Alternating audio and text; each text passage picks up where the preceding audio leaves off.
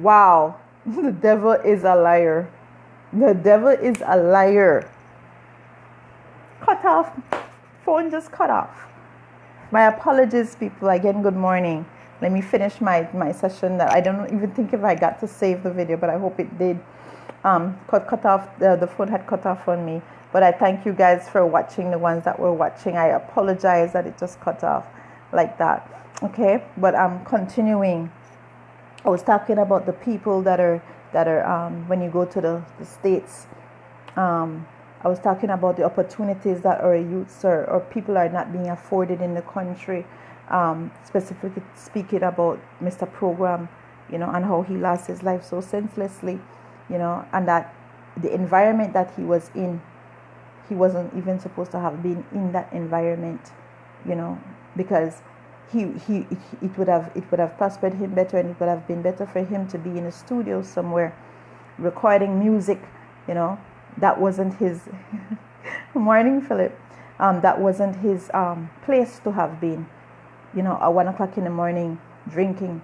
And I know that if he had somewhere where he could have been vibing, a band where he could have been singing, he would have preferred to be there. But it wasn't that.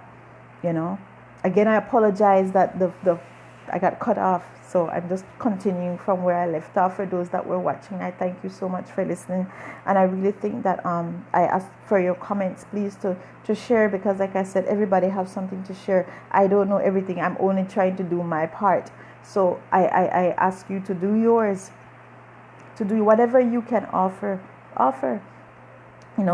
And as I was talking about people going, when you're going to America and you reach, and as you reach there, people are just trying to take from you before you even try to establish yourself. You're trying to get established, but people are already right there. You're ready to grab. I'm saying stop, that we need to stop treating our young people the same way. All right? Allow them to build their foundation, or let us help them build that foundation first. That they can put their 2 feet down and give them time to grow before we're sitting there looking to take. We live in a society that takes more than it gives, and we need to shift that.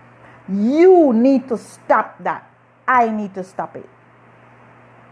Today, not tomorrow, today.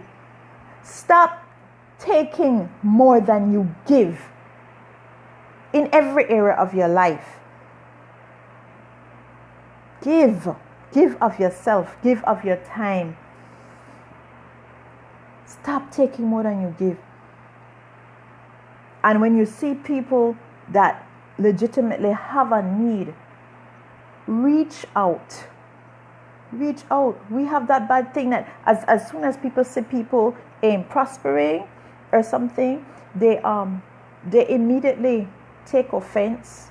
They don't think about ways how they can help, or they're not happy for that person. They're not happy for that person. They get upset. They watch them skin up, all kinds of things. No, you're skinning up on your own self, and you're cutting off your own blessings. Thank you, artists. You're skinning up on your own self, and you are cutting off your own blessings when you do that. All right? You need to be open. Allow people to create to get a foundation, and stop looking for what you can get. Let it be for once in your life that you're just looking for the best for somebody without expecting anything in return. Any favors, any money, any nothing. Just look for that person to succeed or to rise. Simple. Can you do that? I challenge you. Do that. Do something every day without looking for something back from a person. All right? That is the foundation that we could start from. That's the foundation. When you see the little people out there struggling, selling their little items, the peddlers, you understand? Support them. Support them. When I have guests coming in from the States and stuff, and I'm not saying that I don't support you, fancy restaurants and stuff, make we get that clear, right? But I like to support the people on the streets that I see where what we would call hustling, right? I like to support them because it takes a lot to do something like that. It takes a lot. You have the elements working against you.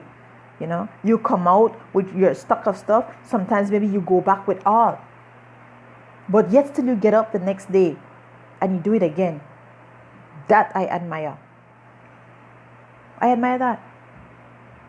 So I would help. I don't necessarily need one can lab, one can the corn porridge, you know, or maybe sometime my husband would take me to the market and, you know, I'd see the Lee man there with the Lee corn porridge. I don't necessarily need it. Babe, give me $2, make a buy one corn porridge. You know, sometimes that's a bit, but you don't even like eat that morning. True. But if I see them, I would get it and I would drink it too. You know? Or somebody's telling one thing, babe, why you always buy things from people and you have all of these things from? I'm doing it to support them, to encourage them.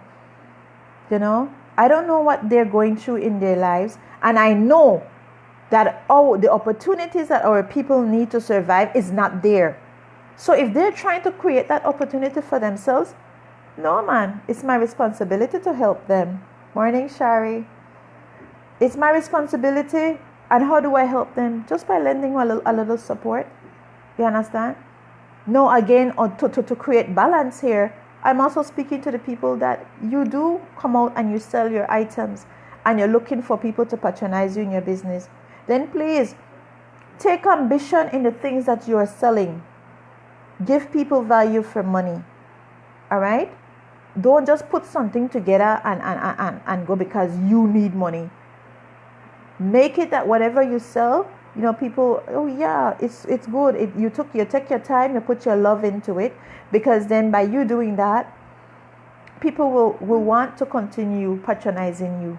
Nothing is worse than when you decide to go and patronize somebody and then you're not satisfied with the service or the product that you got. You know, you cut off your customer and several other customers because if they're satisfied, then they would tell other people about you. You understand? So take ambition in what you're putting out there for people. Take ambition and go the extra mile because it's for your livelihood, right? It's for your livelihood. But our Constitution, it provides that we are supposed to have adequate means of livelihood. You understand? It's there. Not for some, but for all people. So again, aside from the vendors and stuff that are putting their products out there to sell, my artists, the upcoming artists, the ones that haven't been exposed like that yet, the ones that have all this talent built up inside them, you know, the ones that are already out there doing their videos, doing their music and stuff like that. You also have a responsibility on what you're putting out there. Put music that will heal this land. All right? Put music that would uplift and not degrade our people any further than we already degraded. Put music of hope, inspiration. People are battling stuff, man. Put music that would give them some hope. Okay? The older, if you used to listen to reggae in the earlier, or even some hip hop, it was conscious. Where are all those conscious lyrics? We have a few people that do put out conscious lyrics like Russ Indio. You know, I love his music, by the way. You know, and things. And Russ Indio is on a whole nother level. A whole nother level. If that young man, again, he marketed himself.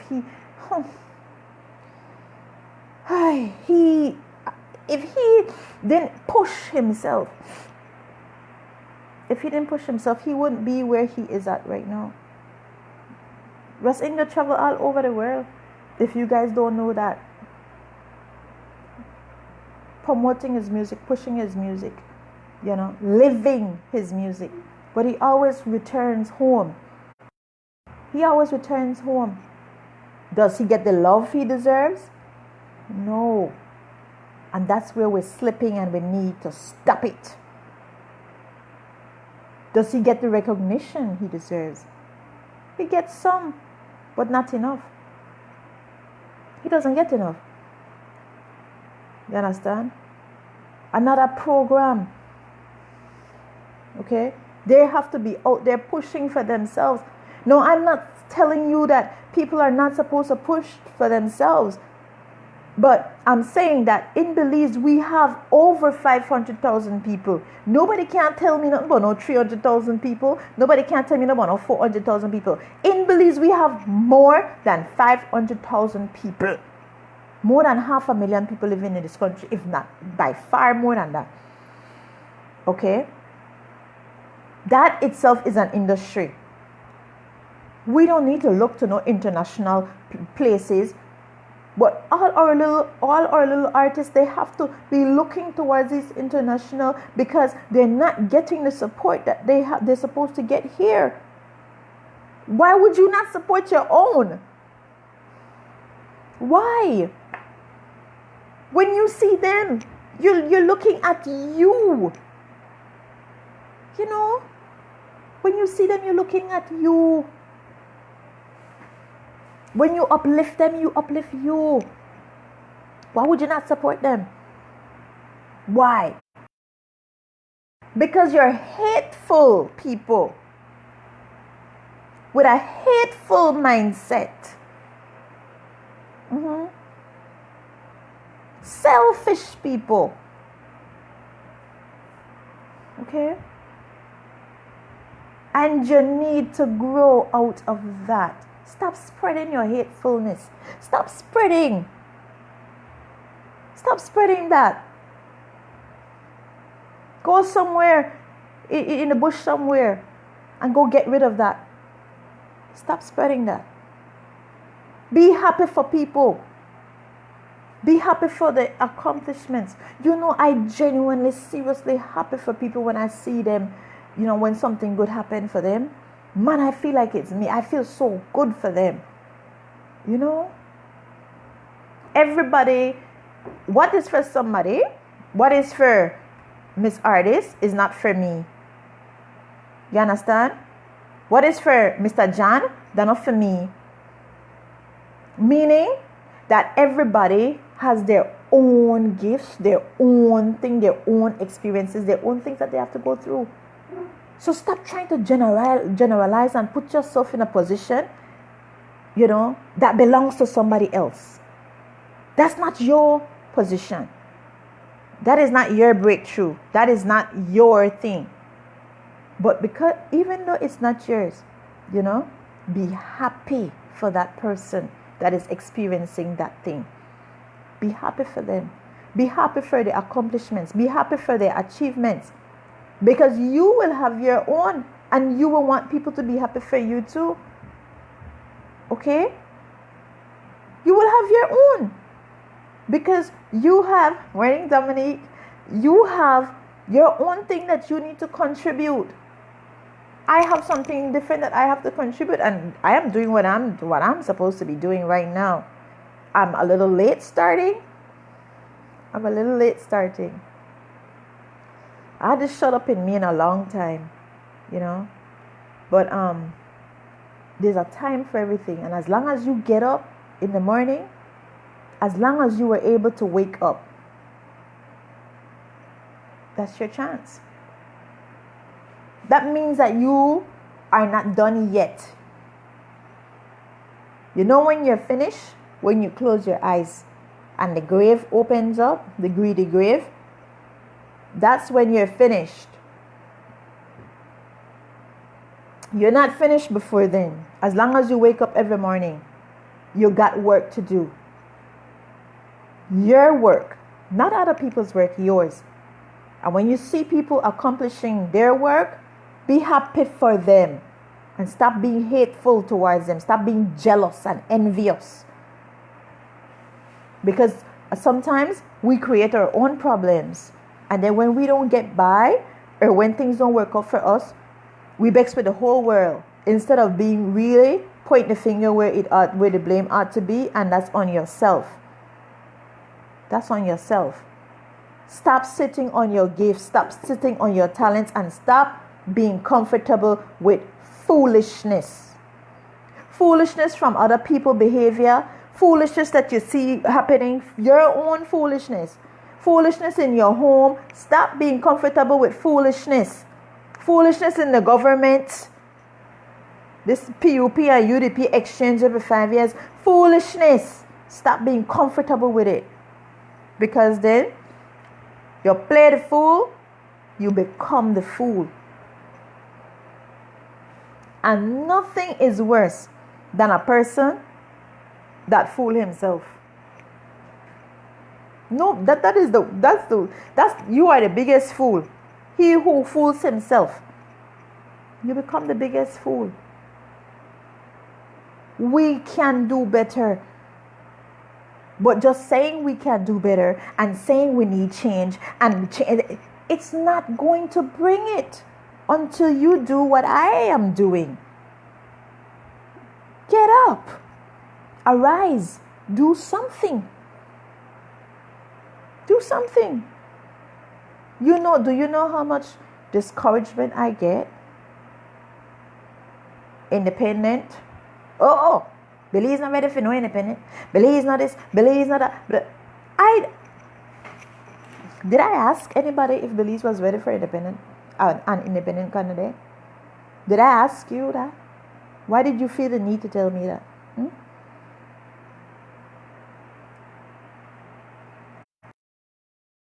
For an independent candidate, and since nobody offered themselves, I offer myself. I say I'm ready to switch. I say I'm ready, that I don't want to be exchanging black dog for monkey every year or every election. I'm sorry. I said that to me. And since nobody else, how am I going to get that done? I want to exercise my right to vote. That's my right.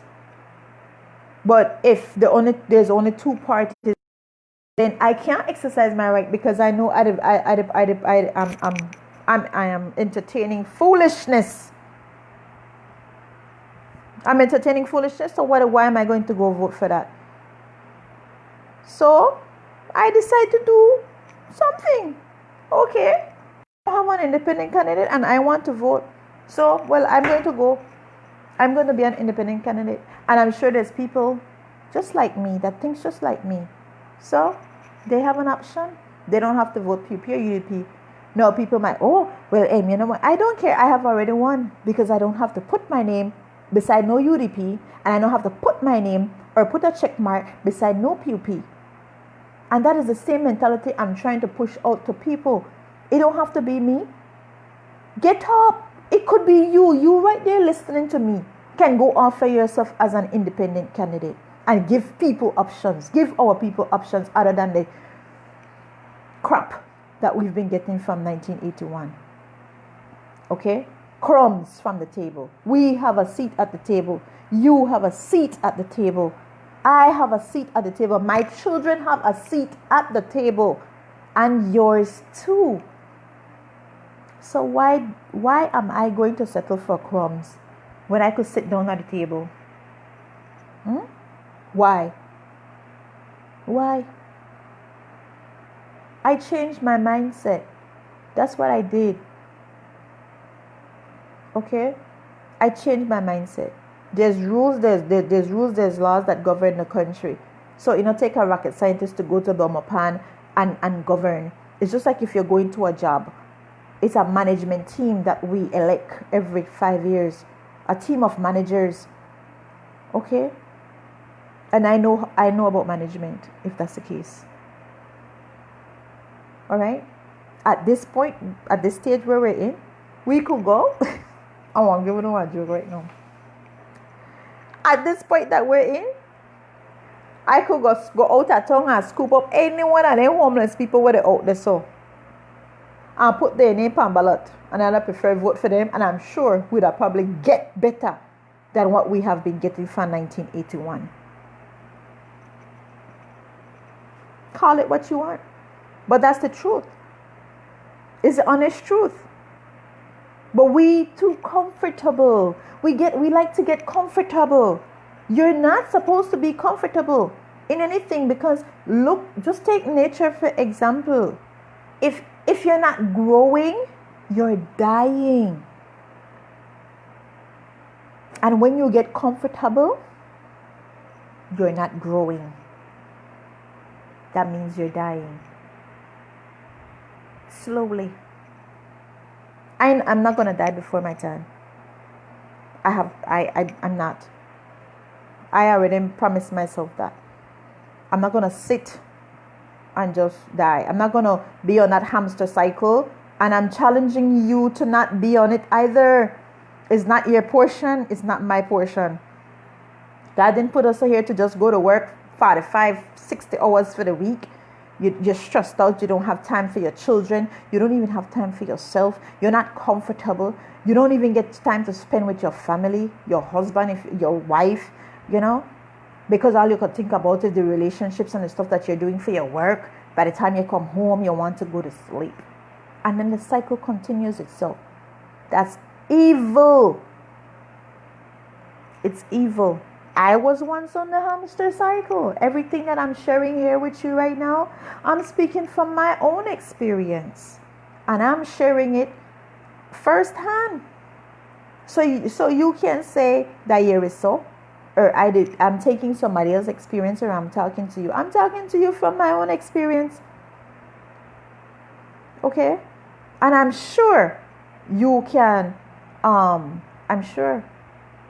relate to what I am saying. All right? Too much problems. We have too much issues that are just going by in this country. And everybody just takes a stand back and, or like where Mr. Musa would have said, that one leave breeze, it just blow over. No, lives are not just blowing over. This weekend alone, besides my good friend Mr. Program, you understand? The 21-year-old young lady that just lost her life. That is crazy. A young mother. Already the child is motherless at 6 months. At 6 months? The children that just lost their father. Fatherless children. Gilbert. And we're okay with that. It just becomes another saga. Oh, that just, yeah, we want to talk and we want to holler for a little while and then that's it. Waiting for the next victim to go up on the next high again and then come right back down again. This is how we look. Waiting for the next victim. Somebody dead or something happened to somebody that wasn't right. Oh, blah, blah, blah. And then after that, fade away into the wind. And then we go again. Something else happened to somebody. When are we going to start take responsibility and actually do something that has never been done before? If you want something that you've never had before, you have to be willing to do something you have never done before. I'm asking you, just take me for an example. I want something that I've never had before, so I'm willing to do something that I never did before. And that's why I offer myself as an independent candidate. I want something big. I want a coalition government. I want to get rid of PUP and UDP, the mafia families there in this country that feel like only there for benefit. And feel like we all just deserve crumbs. And keep giving us just enough water to keep us alive. But we can't sit at the table and enjoy the feast. That's for them and their lineage. No, I read my Bible. The earth is the Lord's and the fullness thereof, and everything therein. He doesn't give anybody nothing more than the other person. So who are we? You can accept that, my friend. You can accept that if you want. But I am not going to accept that. Not for me, not for my children, not for my friends, not for my cousins, my uncles, nephews, not for my neighbors. I am not accepting that. No, whether they accept it for themselves, then that's on them. But I'm saying I personally am not accepting it at all. And that's why I'm doing things like this. Hoping to ignite something in you that will make you bold enough to do something drastic. Don't listen to the noise. Don't listen to the noise. They're comfortable in their positions because their bread is butter on both sides. While we have our young men dying in the streets, while we have our young men without opportunities, all right? The only opportunities is given to them is the weed or the basketball court or the street jobs them. Not saying that they're not jobs, there are jobs, but we are more than that.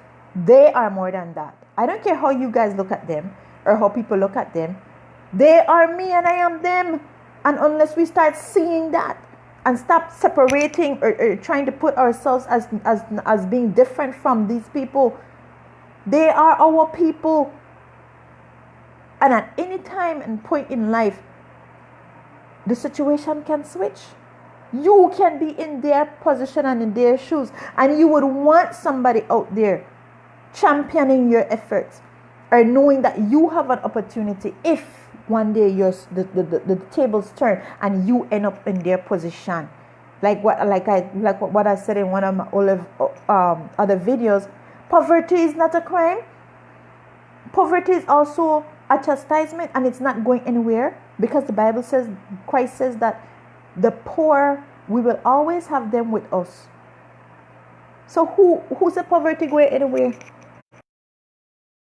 The European people talk about poverty and poverty. They can't eradicate poverty. Nowhere in the world can anybody eradicate poverty. It will always be here with us, because God says so. That creates a balance. You have the rich and you have the poor. You will always have it. But it's for you to take care of the poor. It's for you to give to the needy. It's for you to not exploit them. It's for you to clothe them, feed them. It's for you to take care of the children without fathers and mothers. It's for you. And when I'm saying you, it's because I have already understood. I have already understand that principle. I have already understand it, and that's why I'm able to share it with you. So I have already accepted that. That's why I'm saying you, because maybe you don't know it. So now I'm telling you, this is what you need to do. I've already accepted that. And I'm already doing that in my own personal life. It's not hard. Matter of fact, I have a joy. It feels good to actually be sowing into people's life. I'm not saying you go and sow into everybody's life, then, because you have some of them that exploit, But even that I had a struggle with the other day, I said, you sow. Let the Father lead you, in how to help people. Let Him lead you into that. But you are to help. It doesn't matter what you have or don't have. You're still supposed to be able to help somebody else out. Okay? That's what we're supposed to do. Every time you hear people, perfect example, every time you hear people, either their houses fall down or there's a fire, you understand? And then these poor people are on the media putting up their phone numbers for the public to help out. Do you know how wicked again that is? We have a Department of Housing. We have a Department of Housing right there then coming in. Why do our people have to be going on the media and on social media or asking help from people when they experience? These are emergency situations that your area representatives are supposed to have a plan in place for these things for their area. That's supposed to be in place where you can help somebody that happens to. People not supposed, they're already experiencing difficulty. So now they're going to have to be out there begging people, trying to solicit aid on top of what they're going. No, man, that is what an area representative, things like those. There should be an emergency economic assistance initiative where if you run into an emergency situation, you don't have to run go see no minister to try get help. Where are those services for our people that are part of the structural violence that I mentioned about in one video? You know, and a young man pointed that out to me. I didn't have the terminology for it, so if you get to watch this video, Joshua Garbott, he just graduated from University of Belize, so I just want to tell him congratulations again, right? But we were having a little talk, and he mentioned it to me. He said, Mr. Elizabeth, you know how you how do you combat corruption? And I said, boy, to me it starts home, you know. But before I could really get into details and pointed out some of the same things that he uses terminology that he calls structural violence. And I said, right, just like how you have domestic violence, you have structural violence, you know. And the scenario that I just put in front of you would fall under that. Structural violence. It's violence against the people when you don't have things like that in place. Violence, structural violence against the people when people have to come all the way from PG. If you can't sit down in a sun, hot and rain, the vital statistics office, you understand? Or to be told, already, or we have a problem, we can't deal with you, you have to go back. That is structural violence against our people, and that is what contributes to corruption. Because don't make no ghost fool you. People will do anything to survive. I mentioned in another video that I talked about how they like to talk about how Belize have gangs. And I don't agree with that, because gangs are not broke. Okay? They're not broke. Gangs are not broke. They're not they eat for hand to mouth. They're not a catch and kill. Gang, that's not gangs.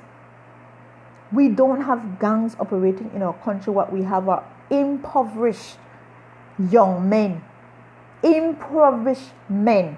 Not just young, because we have from the youth go right up to old. You understand? So we have impoverished people in survival mode. That's what we have. Because when you get into survival mode, when you're put that you have to be in survival, you will get there. Because if you have to eat, you will get into survival mode. Believe that. And that goes to the best of us. You could be the king, prime minister, Miss So-and-so, Mr. So-and, Mr. That. If you are put into the position where you have to reach survival mode, trust me, your walk won't be different and your talk won't be different. That's what we have, you know. But these are some of the things that leads to corruption, because we don't invest in our people, in a livelihood, providing adequate means of livelihood to our people that the same constitution says is your right. It's not there, no. When you go to you left your leave spot the Belize to go, wait a bill my pan. You understand? Because you have to go see your area rep for whatever reason. And then you get there and you hear he can't see you because you need appointments. You know? Even though he's sitting or she's sitting in there not doing anything. Structural violence, and then you're told go and come back the next day. You understand? Structural violence against our people. You don't know if that was the last $2 that person had to go there. You don't know. And then you are telling go and come back. Structural violence. When you walk into the governmental services and you see people behind the computer there. And the line long, no backside. The line long. People who wait to get attended to and sit there. Or Yes. No customer service. Structural violence again. Have people to wait all day, half a day, whole day for a service that can only that only supposed to take you maybe 15 to 20 minutes. Violence. That's violence against our people. Okay? All these youths walking around with all of these gifts, these artists walking around with these gifts, and they're not able to bring it forth. People are not, the opportunity is not there for them to bring it forth. Violence, structural violence, especially they resort to alcohol and smoking weed because it provides a comfort for them to deal with their reality. Everybody does not possess the same strength. So while people like Ras Inyo could get out there, so they push himself and be able to be in Europe and Africa and their places that are performing his music and bigging up Belize. Not everybody can do it or are able to do it the same way, and they get left behind with all of this thing inside them, just dying, waiting to come out. That's violence again. You're suffocating, sabotaging that person's efforts, that person's gift, talents. You know what it feels like to have something inside you and it's dying to come out and you can't bring it out because you need the help to do so. Again, we all need to help each other. My talent, my gift, I heard say this, I think it was Miles Monroe. Take your talent as a gift, right? As a tree. Or yourself as a tree. When you go to your mango tree, let's say I have only mango tree, my nose kept itching. Only mango tree or only soursop tree outside. Okay? When that tree bears its fruit, does the tree eat its own fruit? No, it doesn't. That's how a person gift and a person talent is. You understand? Your gift is not for you. It's for the other person. It's for other people to come and partake of that gift. But when you're being stifled, like most of our artists are, they can't put forth. So all the fruits just drop and just wither away. Or the tree itself end up dying because it's not being watered. You know? So this morning I just want to challenge you. I didn't really get into my constitution like I was supposed to, you know, but because of the happenings, like I said, and I think I really needed to speak on it and hope that my words would reach your heart and your mind. That it would stir something up in you that would cause you to be bold, to get angry, you know, to get agitated about everything that's going on in this country, to the point where you rise and you do something about it, something that you have never done before, something that you're afraid of doing, you know, but it's in you, so let it out. That's that one thing that you're supposed to be doing, that you're suppressing. And I'm hoping that my words this morning, the words which are not necessarily mine either, but the words that the Almighty are putting in my mouth to reach you, that you will be bold enough to get up. If it's something you see yourself, or even if you haven't seen yourself, because I want to tell you something, what I learned personally. Again, I told you I like to speak from my own experience. My friend, when I did duets, perfect example, and I hope this encourages you today, right? Because there's things that you can do that will blow your mind. You look back and say, oh my God, I didn't even know I could do that. But you won't know unless you put yourself out there. All right? When I did duets, the first time when I got introduced to duets, my good friend Romy, she came to me and she said, Elizabeth, make me and you go on duets. I said, what? See, let me show you something. She already saw something in me that I wasn't even paying attention to in myself. Because she could have went to somebody else and asked, but she didn't. She came to me. And there's a reason why she came to me. But I didn't know.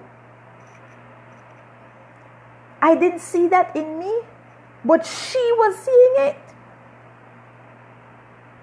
And I said, girl, I laugh.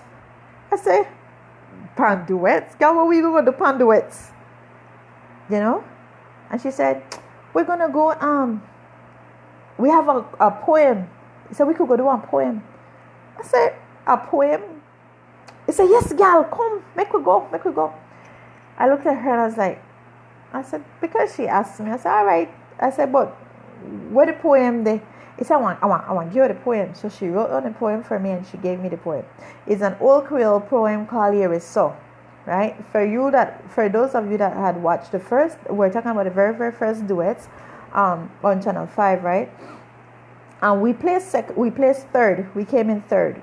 Joseph Stam and his wife Delani were the winners, and then I think the girl Maureen and what was his name again? Troy. They came in second, and then by dancing they did these great dances, and then me and Romy came in third with the drama, the Creole drama, right? But what I want to share, to cut a long story short, what I want to share with you is that she saw something in me that I didn't even see in myself, that I didn't even know that I was able to do, right? But she saw that, and by her coming to me asking me to do it, and I said, well, okay. And when she brought the poem, the Here Is So poem, it was really a poem that sometimes the kids, they do it at Festival of the Arts. And I said, I read the poem and I said, well, it's funny. I said, but girl, we can't get on the stage too, big woman, and we're gonna recite our poem, yeah.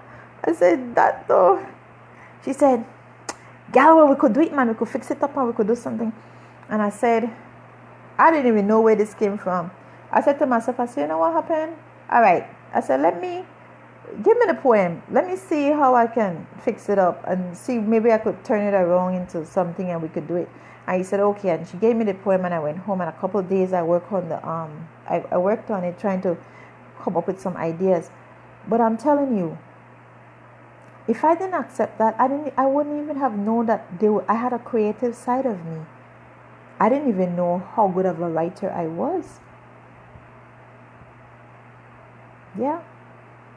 I took that poem and I turned it into a little skit, a little dramatic skit between two people, and included humor.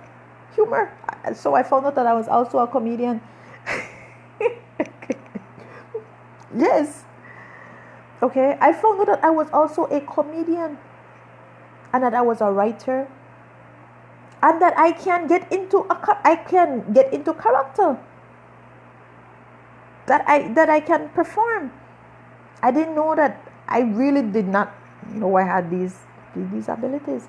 I mean, when I was asked to do No Matter What, that was a different thing years ago, but duets was a different thing, because there you were reading somebody else's things and then you're just told to, act it out and stuff, try to put yourself in that position or whatever. But duet was a different thing. It was you creating your own thing, you performing your own thing. It wasn't nobody doing that for you. So I learned a lot about myself that I didn't even know I was able to do. But I'm just showing you how we operate with each other. I can pull things out of you. You can pull things out of me. Like my friend Romy did. by putting me into that position. And when I was put in the position, I arose to the occasion. I'm challenging you. Put yourself into positions. And wait, that was only duets. Okay? No, you because I don't want you to say, well, somebody have to say this and me. No. That was one instance I'm talking about. All right? Now here and now we're talking about me. Like I'm showing you another side of me now. You understand? Where I'm putting myself. I'm taking my same experience from duets and I'm putting myself now in another position. And so far, I'm already discovering things in me. Again, other things. I'm like, gosh, I didn't know I could think like that. I didn't know I could, but I didn't know, this time, it wasn't somebody that's putting me there. I put myself into this position. I am challenging myself. As I am challenging you, put yourself in a position to do something that you've never done before. Don't be afraid. And don't be afraid to fail. Don't be afraid of what other people will say to you, how they will react. Put yourself there and allow the rest to happen. I put myself in a position to run as the independent candidate for Freetown.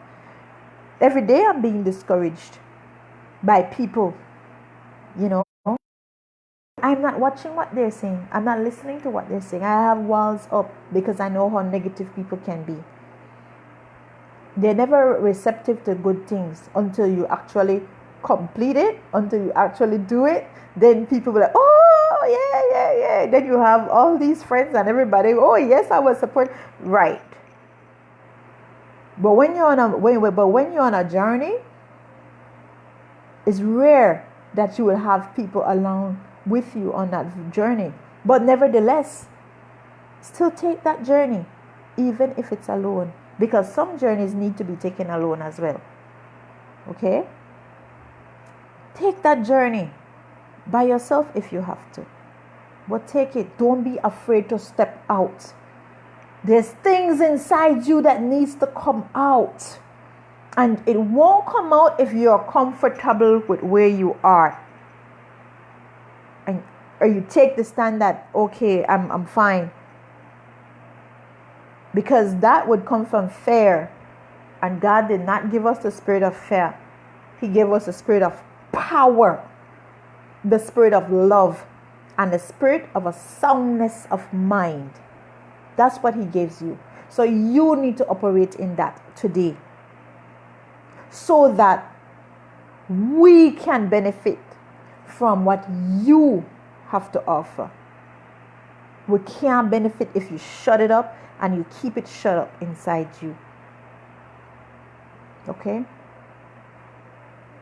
I'm telling you, if when you do it, it's fearful first, because like I said, most of the time you're wondering what people say, how people are going to receive you. Don't worry about that. People are negative. They're negative for their own reason, and most of the time it's just demonic spirits taking over them and trying to throw you off of what God put you in this earth to do. So you just have to shut them out and keep your eye on the prize, stay forward and go ahead. Simple. You have to shut them out. Nobody from the kingdom of darkness, no entity from the kingdom of darkness wants you to do what God has put you in this earth to do. And that's why our society is being cut down, because a lot of our gifts, our talents, things that people have inside of them that could to contribute to this country is being cut off, is being shut up, is being locked up indoors, in houses, in jobs, dead-end jobs. You understand? People are doing things that is not even their passion, that is not even their gift. It's shut up. Release it. Step out into the unknown. Don't be fearful of it. The enemy only causes fears to come in when he knows what you alone can do. He knows the destruction you can bring, the eyes that you can cause to be open. Do you understand? The minds that you can change. by your attitude, by your behavior, by your speech, by your mannerism, by your gift. Okay? I promise myself that every day I pray and ask God to show me, cause me to operate in my gift. That one thing that He has put me in this earth to do. That's why I stopped do everything. I stopped working. I closed on my shop. I have an accounting degree. I don't work for anybody. I prefer to help people. If you have even that. I said I'm gonna start doing it, but I don't want to overwhelm myself. So I'm trying to pace myself, where I'll be offering like financial counseling to people. What they can do, how they can spend money wisely, how they could get more from their money, because everything out here is designed to take away the little that you do work for. Your sweat, your tears, your blood, your time. It's designed to take that and keep you on that hamster cycle, right? So I've been given the wisdom, the opportunity to learn from my own experience again, from my own experiences, mistakes that I have made, things that I have seen, advantages that I have, opportunities that I have, that I was able to take advantage of. I want to be able to share that with people too. You understand? Because our people are void of reasoning when it comes to financial literacy. Void.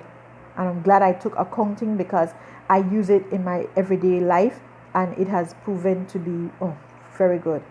Yes, I have made some mistakes, but I'm happy that I have made mistakes. They weren't as bad as they could have been. Thank you, Lord. So now I can learn from those mistakes, and those are things that I share with people.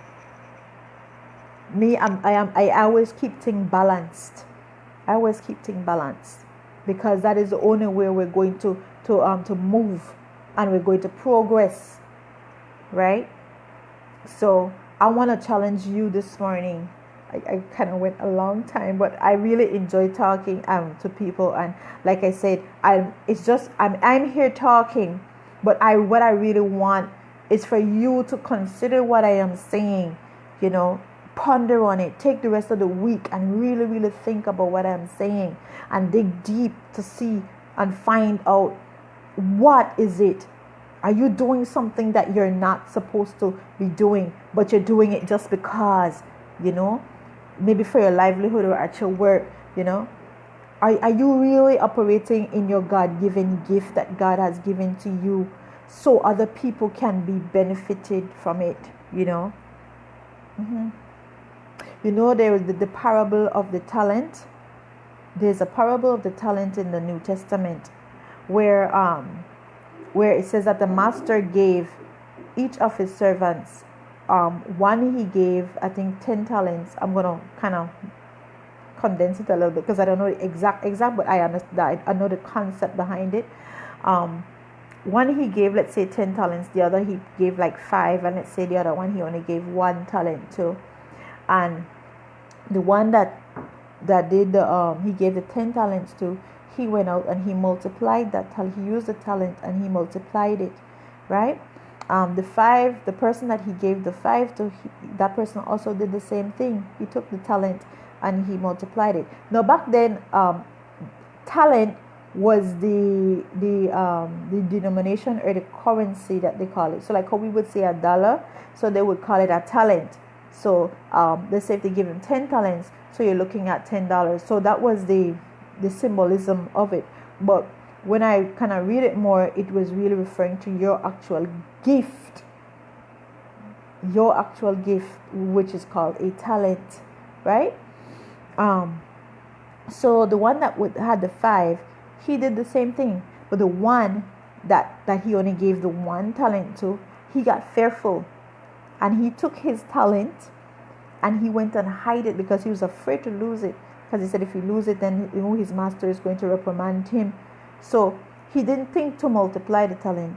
He took the talent and he hid it in the ground. So when his master came back and he asked, well, let me see what you guys have done.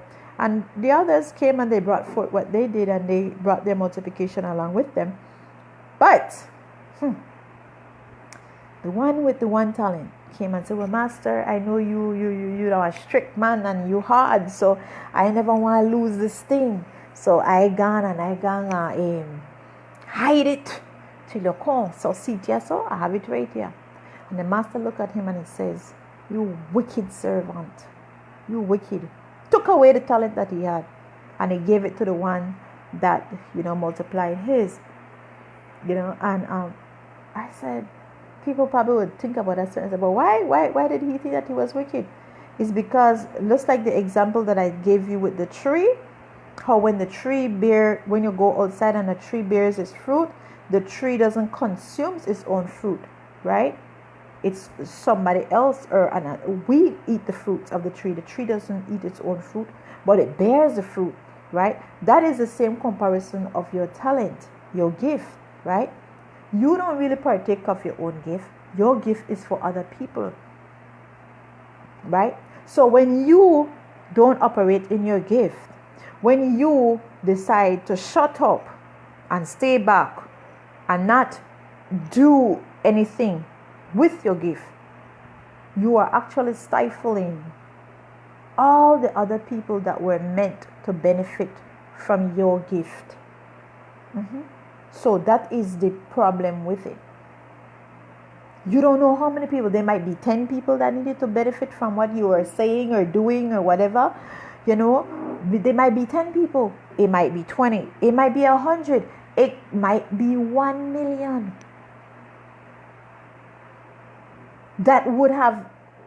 You would have caused to stay in that one position just because you didn't do what you were supposed to do by sharing your gift, or because you were fearful of releasing that which was inside you, because of fear of what people would say and how they would treat you, or fear of, you can't be afraid, especially not in this time right here.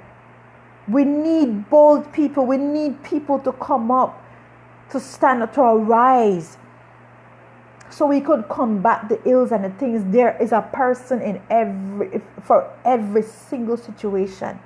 But you're sitting down. You are comfortable with foolishness.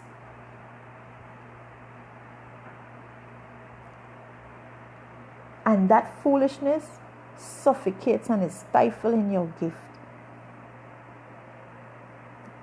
Rise up. Rise. Do what I have done. Maybe it's not the political arena, right?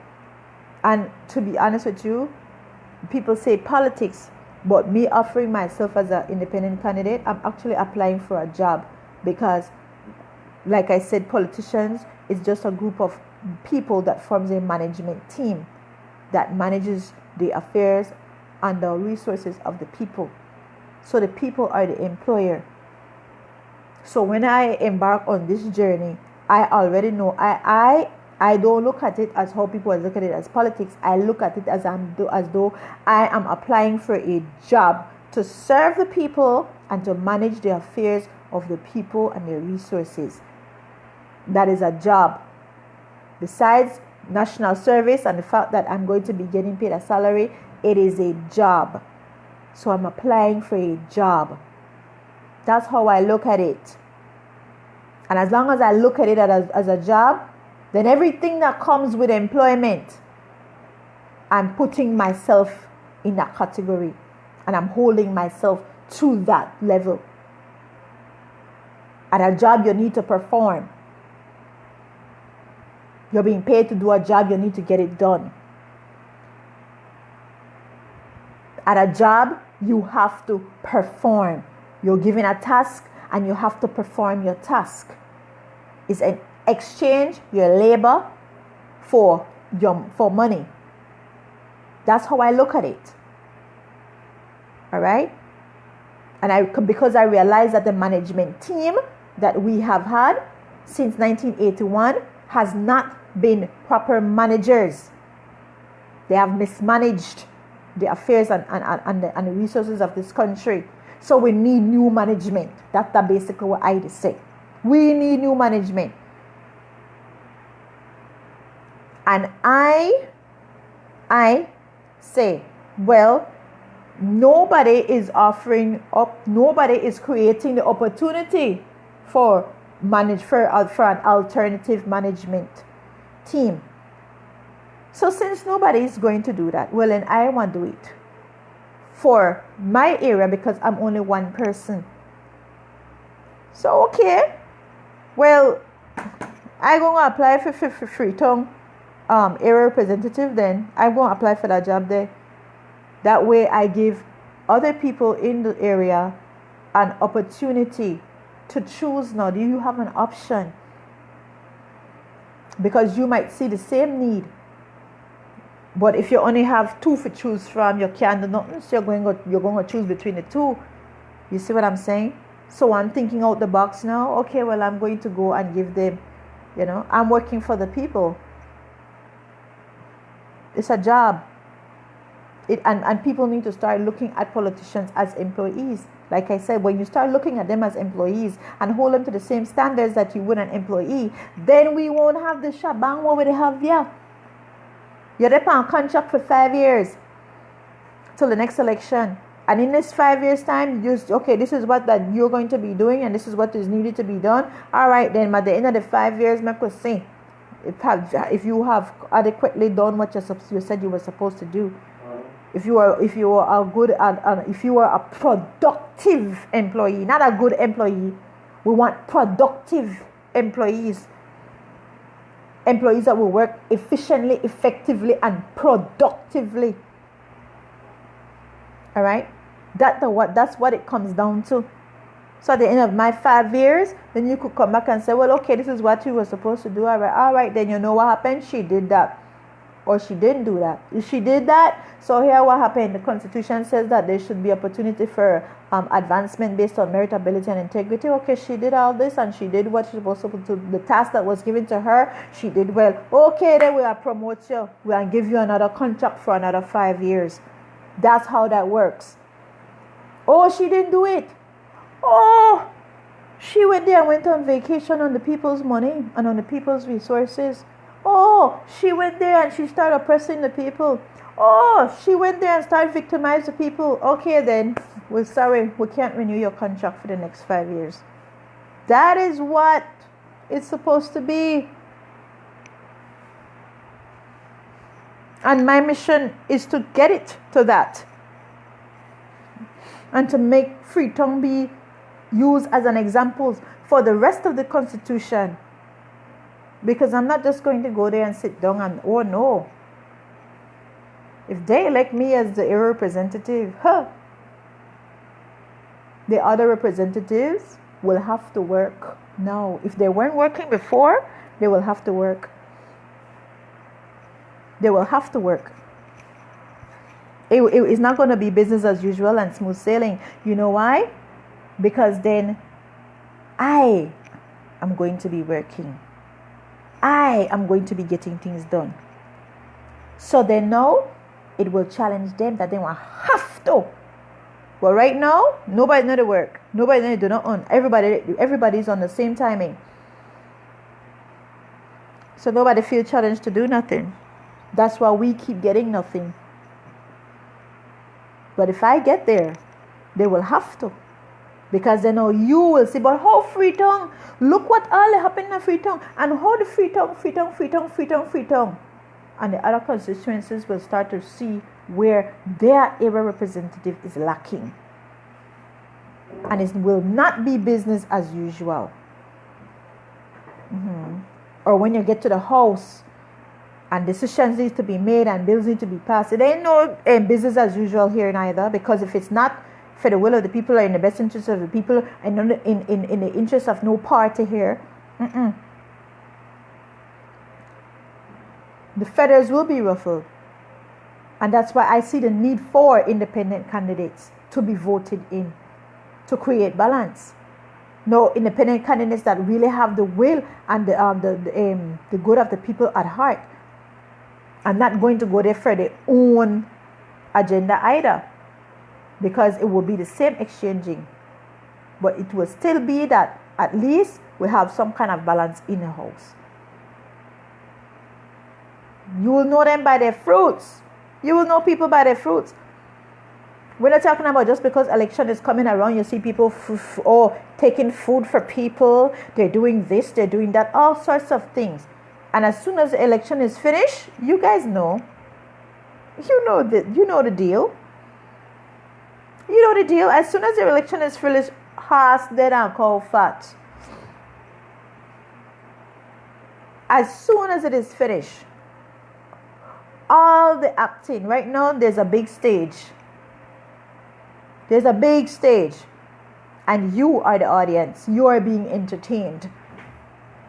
Okay?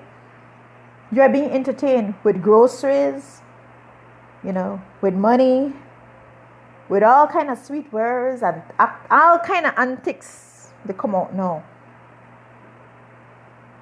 Okay? I'm not giving nobody no money. I don't have no money to give nobody. And even if I did, I wouldn't give it like that. Because I don't want you to be dependent.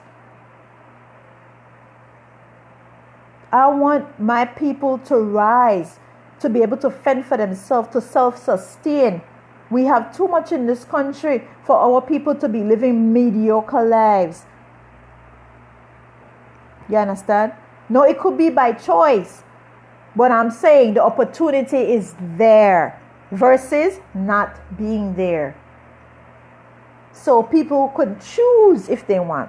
Right now, people don't have the choice. The opportunities are not there for them. Because they keep being handed one fish, one dry fish, and one bit of water. Okay? And our people have gotten comfortable. That's why I'm saying we need to stop being comfortable with foolishness. We have a seat at the table. You don't need to take crumbs from anybody.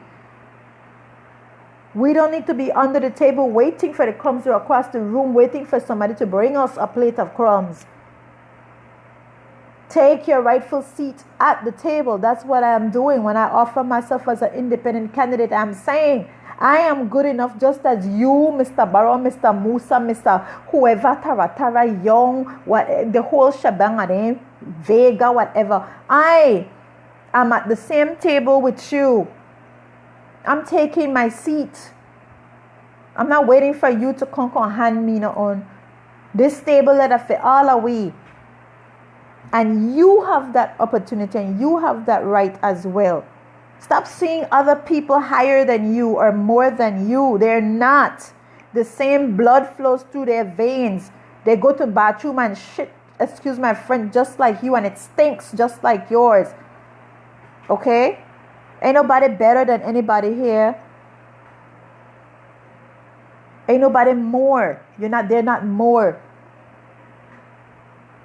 Okay? And I think that is the problem why people always go back to the same thing again.